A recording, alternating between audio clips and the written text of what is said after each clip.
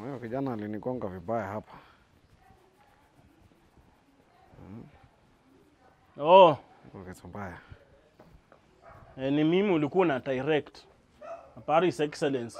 Allah, habari yako? Mzuri. Okay. Oh. Huyo si mtu. Kichwa yako inafanya kazi mzuri? Nilikuwa naona kama ni mtu. Aha. Namna gani? Sasa ulikuwa umesema ati mwenyewe kiatu yenye ulirushiwa. Achilete umrutishie kiatu. Sasa unajua sasa niliona vile mnatengeneza maneno, lazima tujue. Ile kiatu ilikuwa yangu hata mwenzake ni huyo. Okay. So nirutishie kiatu kingine.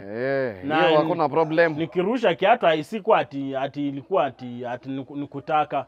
Nifanye kiatu yenyewe imechapa. So nilikuwa at least na kuletea kiatu ndio at least uone imechapa ununulie kiatu kingine, lakini ununulie kiatu kingine, lakini wale maskari wenye walikuwa hapo karibu wakanisuia nikisikufikie.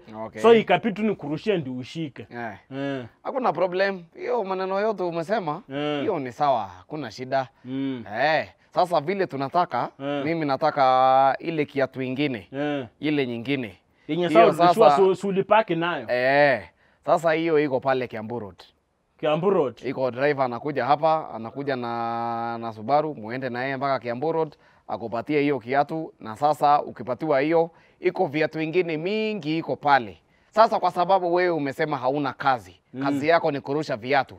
Ni kweli kweli? Sikuwa narusha, nilikuwa watakupea viatu mingi pale, alafu uchukue uende ufungue duka yako ya viatu mahali. Hiyo ingine sasa wewe Kiambu Road tuko kwa nini?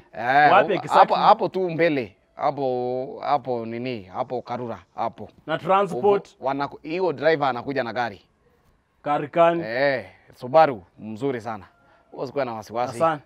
Ni sawa sawa, hiyo weka kwa bag. Uko shua kiatu yangu iko huko. Wewe usikuwa na problem, kiatu iko pale, hata imeoshwa. Na hii pia sasa uwapelekee pale, wako na dobi. Waenda wakuoshee pale. Lakini hukuumia, si ndio?